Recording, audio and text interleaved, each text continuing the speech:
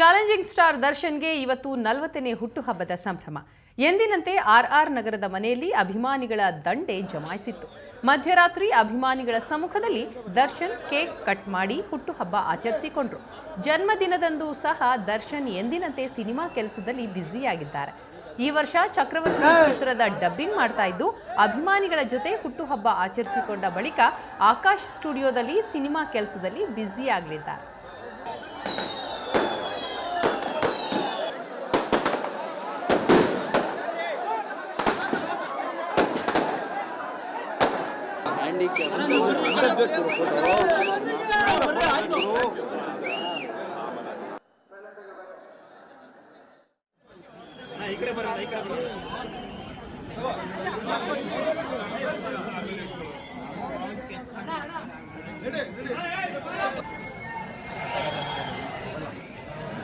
Hey!